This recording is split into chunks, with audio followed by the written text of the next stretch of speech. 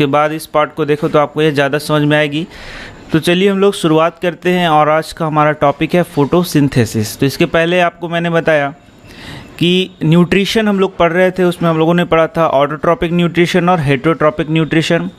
Autotrophic nutrition में हम लोगों ने देखा कि वे ऑर्गेनिज्म, लिविंग ऑर्गेनिज्म जो अपना भोजन स्वयं बनाते हैं, कुछ इनऑर्गेनिक पदार्थ का यूज़ करके अपना भोजन स्वयं बनाते हैं, उन्हें हम लोग ऑटोट्रॉपिक ऑर्गेनिज्म कहते हैं। जैसे कि प्लांट्स का उदाहरण हम लोगों ने देखा, प्लांट कार्बन डाइऑक्साइड और H2O का यूज़ करते हैं और सनलाइट की उपस्थिति में क्लोरोफिल के प्रेजेंस में वो कार्बोहाइड्रेट का फॉर्मेशन करते हैं और इस प्रक्रिया में ऑक्सीजन रिलीज़ होता है। इसे ही हम लोग क्या बोल रहे थे, फोटोसिंथेसिस बोल रहे थे।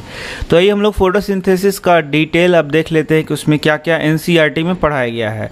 फोटोसिंथेसिस कोई छोटा सा टॉपिक नहीं है जिसे हम लोग एक पेज में पढ़ के समझ सकें। ये बहुत ही डिटेल प्रोसेस होता है, लेकिन जो हम लोग को NCERT में पढ़ना है उसी पे हम लोग बात कर रहे हैं।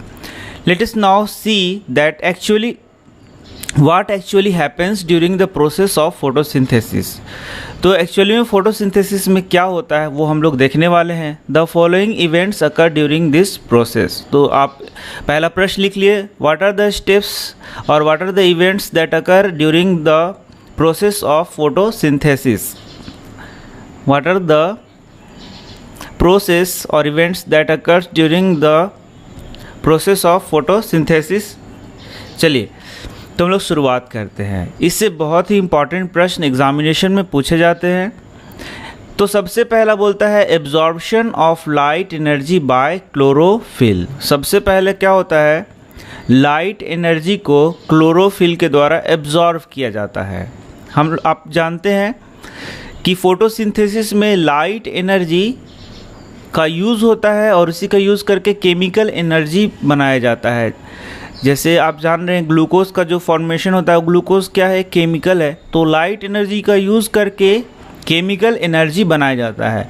तो लाइट एनर्जी को ट्रैप करने के लिए या उसे यूज़ करने के लिए कोई सिस्टम लगा होना चाहिए, तो वह है क्लोरोफिल जो कि लिप्स में लगा हुआ है।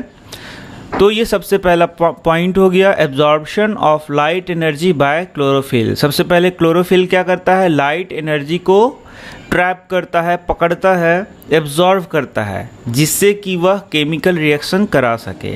अब आगे बढ़ते हैं। दूसरा स्टेप है conversion of light energy to